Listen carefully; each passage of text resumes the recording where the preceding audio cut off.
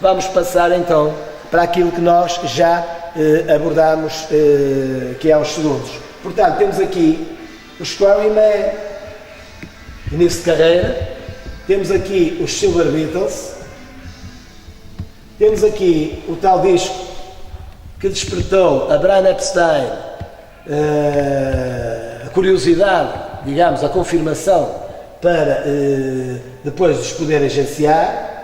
Temos aqui um disco que representa a inauguração, em 1962, em Hamburgo, do Star Club, foram os Beatles que inauguraram o Star Club. E depois temos o tal disco que representa as gravações na Decca, gravações essas que não foram aceitas pelo Dick Rowe, porque, como ele tinha dito há bocado, ele dizia que as violas elétricas estavam fora de moda, como ele se enganou, não é? Este Dick Rowe, mais tarde, quem consegue, digamos, salvar a sua situação dentro da própria empresa, é o George Harrison, que lhe vai apresentar um grupo de miúdos muito jeitosos também à época, que mais tarde se viriam a tornar também famosos e cujo sucesso inicial também partiu dos Beatles, foram os Rolling Stones. Então, posto isto, os Beatles vieram para a Amy Parlophone e gravaram estes discos que fizeram parte e fazem parte da história. O primeiro é Please Please Me, é o primeiro disco dos Beatles e é o único disco dos Beatles em que as assinaturas das músicas não vem Lennon-McCartney, vem só McCartney-Lennon. A música Love Me Do, que foi lançada em 5 de outubro de 1962, foi composta em 1958 e era baseada em Iris Caldwell. Iris Caldwell, que era irmã de Rory Storm dos Hurricanes e por quem o Paul e o George tinham uma pequena paixão. Portanto, foi ela que inspirou a música Love Me Do. Love Me Do tem a particularidade de ter sido tocada por 3 bateristas. Pete Best tocou nas primeiras sessões de gravação. Depois temos o Ringo Starr, que vai tocar, mas no single que é editado em 5 de outubro de 1962, e no álbum quem toca é Andy White, que era um baterista de estúdio que em tempos tinha tocado também com Bill Haley, o tal famoso do Rock and Roll Around the Clock. Rock and Roll Around the Clock. Aqui a fotografia foi tirada nos estúdios da Amy Parlophone, mas a ideia inicial era para ser tirada nos Jardins Zoológicos de Londres, o que não foi permitido. A seguir vamos falar do segundo álbum dos Beatles. O segundo álbum dos Beatles, chamado The Beatles, foi lançado no 22 de novembro de 1963. E esta data é importante porque coincide com esta fotografia de Robert Freeman, no dia em que John Kennedy é assassinado em Dallas. Portanto, o Presidente dos Estados Unidos é assassinado em Dallas e, por coincidência, o disco é lançado na mesma altura, com uma capa, enfim, simbólica, digamos, mas isto sem ninguém saber o que iria acontecer, não é? Este álbum é lançado nos Estados Unidos com o título Meet the Beatles e no norte de Canadá, embora sendo o segundo, é lançado como sendo o primeiro álbum com o título Beatlemania. E eles encontram-se aqui, nós daqui a bocado iremos mostrá-lo. É importante dizer 3 coisas. Na primeira edição do álbum, que se encontra aqui na exposição, a música You Really Got a Hold on Me vem sem o A, vem You Really Got Hold on Me. Por outro lado, a primeira música de George Harrison na obra dos Beatles encontra-se aqui e chama-se Don't Bother Me. E também aqui que se encontra a primeira música, digamos, que os Beatles ofereceram aos Rolling Stones. Os Rolling Stones, À época, os Beatles já tinham o segundo álbum de êxitos e os Rolling Stones não tinham arrancado comercialmente. E como tal, Mick Jagger e Keith Richards foram pedir a Lennon McCartney se eles podiam compor uma música para que eles pudessem ter sucesso comercial. E essa música encontra-se neste álbum, chama-se I Wanna Be Your Man e foi na realidade o primeiro grande sucesso dos Rolling Stones. Vamos passar depois aqui a Hard Day's Night. Hard Day's Night é um álbum cujas músicas são todas da autoria de Lennon McCartney, principalmente até de John Lennon. Nos dois primeiros discos eles recorreram a músicas de outros músicos e neste aqui a composição é exclusiva dos Beatles. O título Hard Day's Night é dado por Ringo e é o único álbum em que ele não toca, mas é ele que dá o nome ao álbum. Porquê?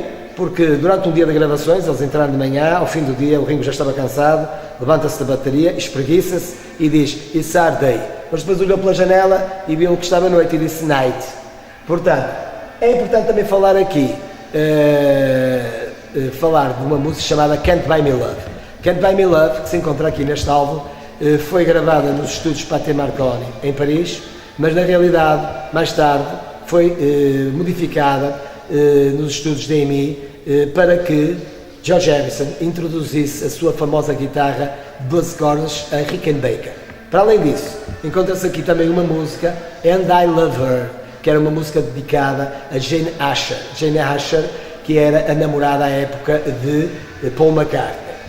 E, para terminar, porque iríamos falar muitas mais coisas, diria que quando Hard Day's Night sai para o mercado, vai destronar uma música que estava em primeiro lugar, que era o It's All Over Now, dos Rolling Stones.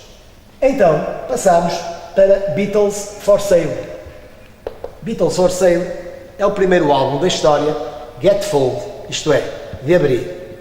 A capa, a fotografia foi tirada por Robert Freeman no Hyde Park, em Londres, e aqui encontramos os famosos cortes de cabelo chamados mop top.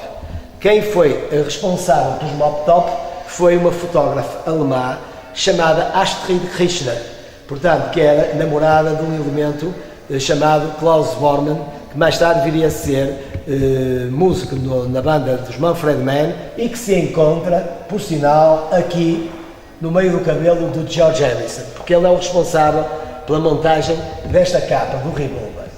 Mas, falando de Beatles for Sale, diria que antes mesmo de sair para o mercado, este álbum teve 750 mil encomendas e é aqui que se encontra a primeira música de influência de Bob Dylan, I'm a Loser. Encontra-se a primeira música em crescendo, isto é, em fade-in, que é 8 Days a Week, e iria estar aqui incorporada também uma música que é I Feel Fine, que também é a primeira da história em distorção, em feedback, mas que só saiu em single. Por outro lado, Chuck Berry tem aqui uma música, portanto é um cover dos Beatles, de rock and roll music, que o próprio considera a versão dos Beatles a versão mais fantástica da sua música, mesmo superior ao original.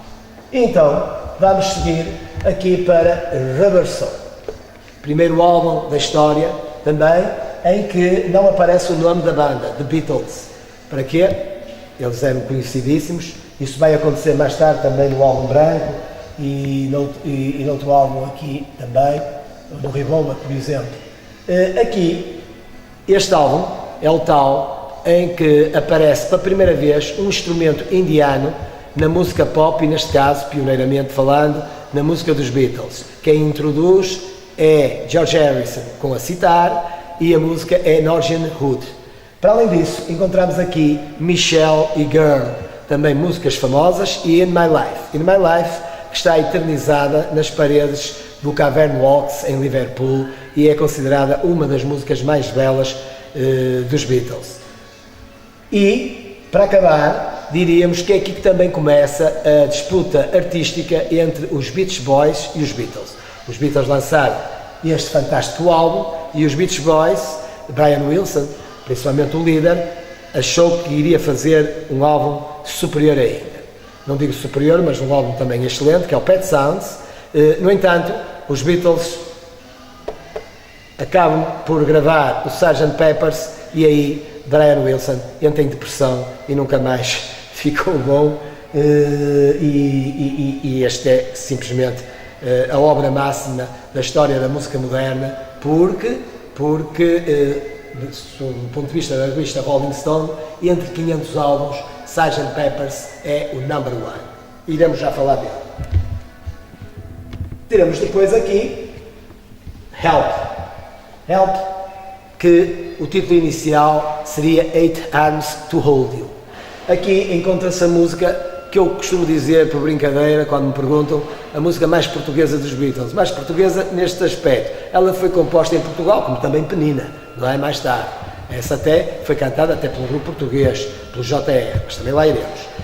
A música Yesterday, em 2009, tinha mais de 3 mil coverizações e mais de 7 milhões de audições. Essa música tinha um título original que era Ovos Mexidos, Scrambled Eggs, e foi composta entre uma viagem de Paul entre Lisboa e o Algarve. Segundo reza a história, ela foi cantada, terminada a atravessar o Rio Mira no Alentejo e cantada pela primeira vez em Albufeira, na casa de Bruce Welch, que era um elemento dos Shadows. Para além disso, aqui encontra-se a música It's Only Love. It's Only Love, que era a música que John Lennon mais detestava.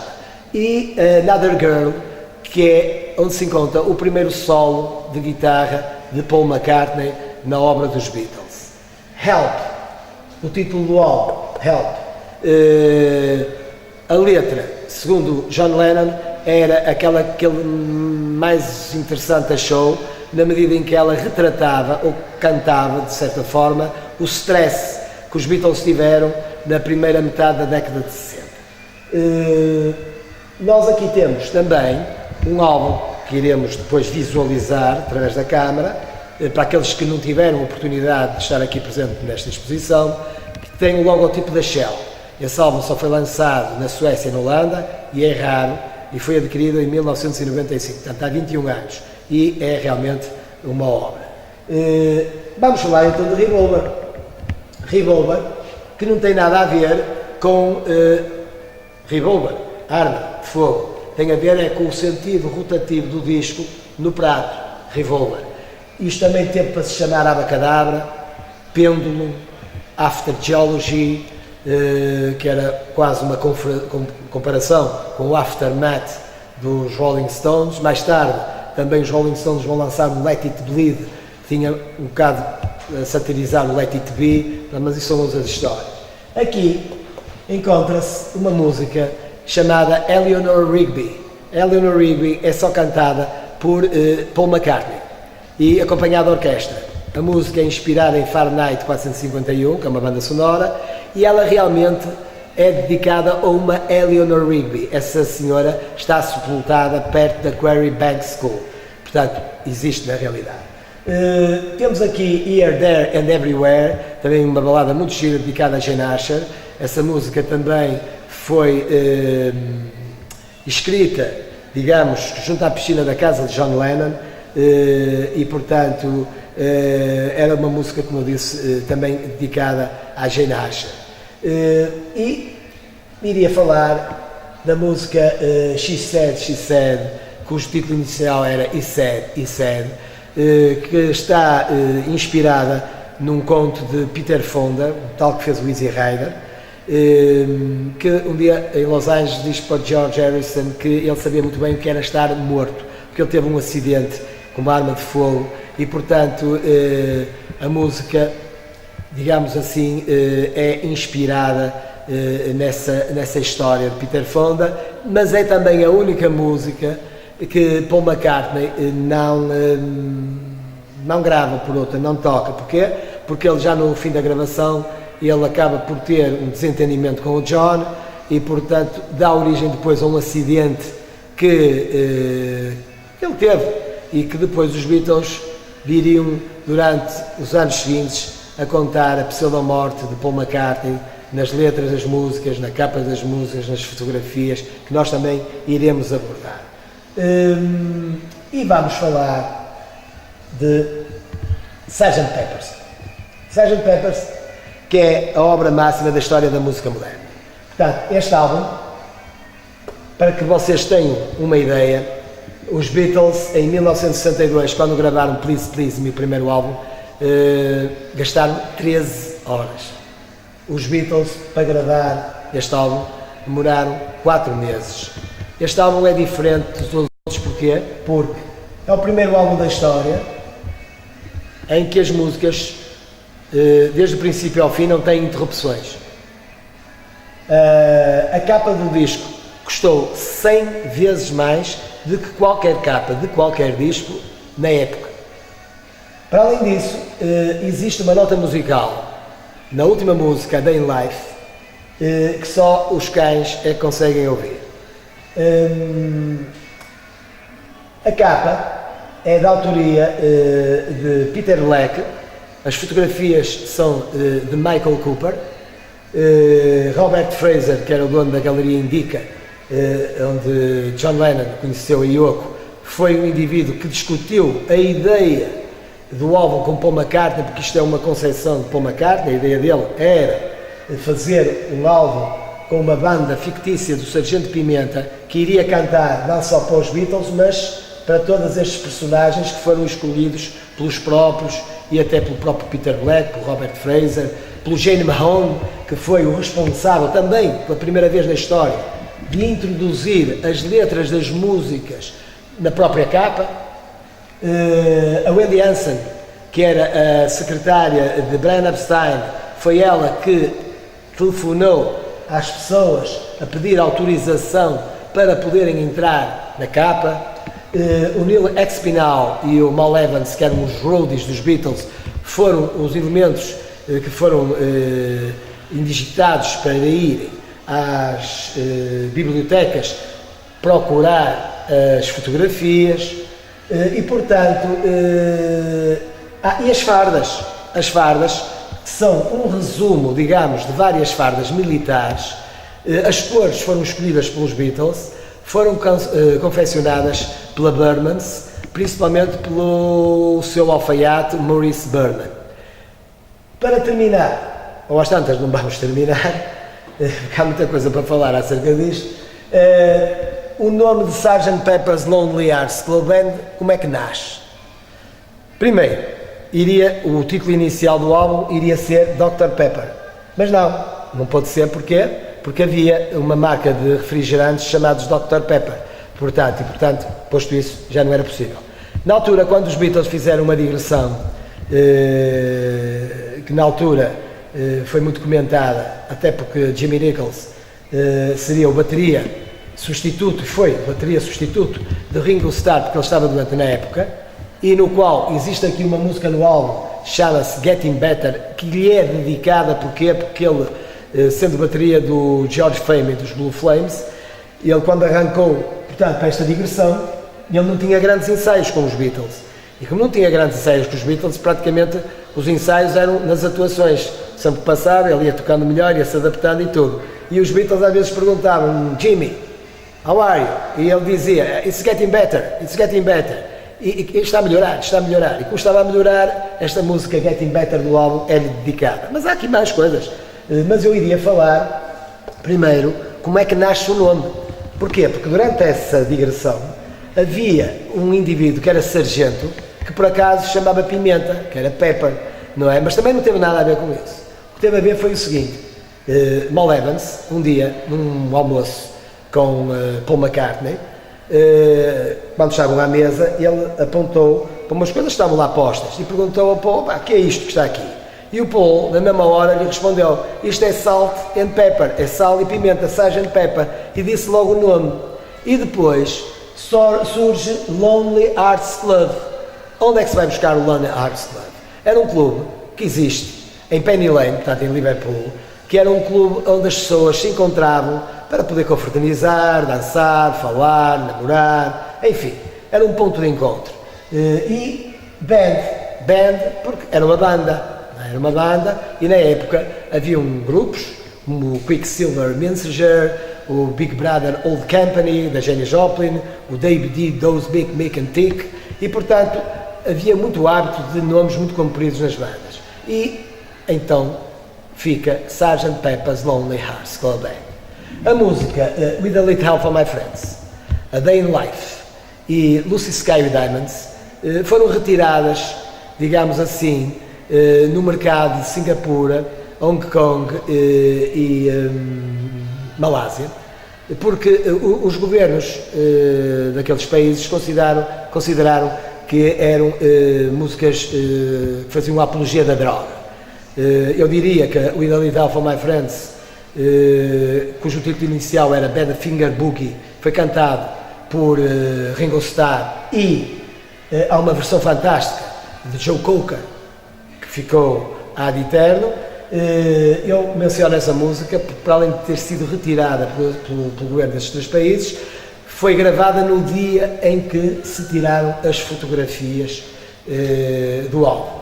Lucy Sky with Diamonds, Lucy Sky Diamonds, que as iniciais querem dizer LSD, na realidade ela tem a ver com um desenho na altura de Julian Lennon, o primeiro filho de John Lennon, para uma miúda amiga da escola chamada Lucy O'Donnell.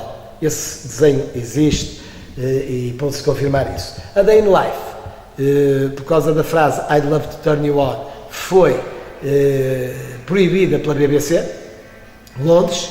No entanto, essa música é inspirada em Tara Brown e Suki Poitier. Porquê? Porque, e quem são esses? Digamos que o Tara Brown era o herdeiro da cervejaria Guinness e era um grande amigo de John Lennon. E teve um acidente em que morreu ele e a namorada, a tal Suki, e John Lennon dedica-lhe a música, ou inspira-se, digamos, na morte de Tara Brown para lhe poder dedicar a música. Mas daqui iria falar de mais o quê? Portanto, já falei de tanta coisa. Vamos falar de figuras que se encontram aqui na capa. As tais que foram escolhidas por todas as pessoas que fizeram parte ou que estiveram no projeto, porque este seria um projeto inicialmente, nem seria isto, seria entregue a uns artistas holandeses chamados The Fool, o que depois foi rejeitado. Portanto, temos aqui, por exemplo, Sonny Liston, temos o tal Stuart Sutcliffe, temos aqui o Tom Mix. Este Tom Mix, vou falar nele, que era um ator inglês, que foi um indivíduo que ajudou a carregar o caixão do White Earp. White Earp, que era um famoso cowboy americano, que existe em filmes e se conta a história dele. Portanto, este foi um dos que carregou o caixão dele. Mas depois temos aqui o Oscar Wilde, e temos aqui o Einstein, o Marlon Brando, o Dylan Thomas, o Lenny Bruce, aqui temos a Mae West, temos aqui o Carl Gustav Jung, Edgar Allan Poe, Fred Astaire, Marilyn Monroe, Tarzan, Dion, Tony Curtis, Tyrone Power, que é o que faz de Zorro do cinema, Jonas Muller, o Tarzan, Issy Von, que é o que põe a mão na cabeça de Paul McCartney. Aqui, segundo certas culturas orientais, o Paul McCartney morreu, não é? Mas iremos já falar disso. Temos também aqui o Karl Marx, Bob Dylan, Lawrence da Arábia, Lewis Carroll, Marlene Dietrich, Shirley Temple, e a boneca da Shirley Temple, e Diana Dors, esta loira maravilhosa. E aqui há um espaço vazio que corresponde ao único indivíduo que foi rejeitado na capa. Porquê? Chama-se Leo Gorsi e foi o único que pediu dinheiro para entrar na capa. Portanto, o dinheiro não é tudo na vida. E às vezes a gente sem dinheiro consegue fazer coisas muito melhores. E portanto, aquela exigência, na minha opinião ridícula, fez com que ele não se eternizasse na capa do disco. Portanto, foi muito mal. Aqui 3 indivíduos foram rejeitados, retirados de questões políticas e questões religiosas. Jesus Cristo, o Hitler e o Gandhi, que numa fotografia inicial estava aqui por trás das palmeiras. Mas aqui temos mais história. Aqui diz Beatles Leso. Isto quer dizer que Paul McCartney está sepultado na ilha de Leso, na Grécia. E temos aqui um baixo Hofner, que era um instrumento de Paul McCartney e só tem 3 cordas. Os Beatles são 4. Para além disso, na música inicial, Sgt. Pepper's Lonely Hearts Club Band, eles fazem lá apologia, ou falam de um tal de Billy Shears ou William Campbell, que era um tal indivíduo que substituiu Paul McCartney nos Beatles. Tanto é que na época fizeram-se concursos de sósias de Paul McCartney, mas lá iremos também. E ele tem também aqui um instrumento, que é o Adobe, que é preto, que também tem um significado relacionado com a pseudo-morte de Paul McCartney. Na contracapa, que nós aqui não vemos, temos os Beatles, os 4 Beatles, 3 de frente e o Paul de costas. E temos o George Harrison a apontar para a letra da música a dizer When day's morning at 5 o'clock at days begin. Quer dizer que foi quando ele teve o tal acidente à saída da gravação do Revolver e um tal Dr. Robert, que se pensa, não é que é Dr. Robert Freeman, vizinho até de Jacqueline Onassis, e era um médico conhecidíssimo na época, ao qual lhe é dedicada a música no álbum Revolver, que tratava os seus doentes com doses maciças de medicação. E depois?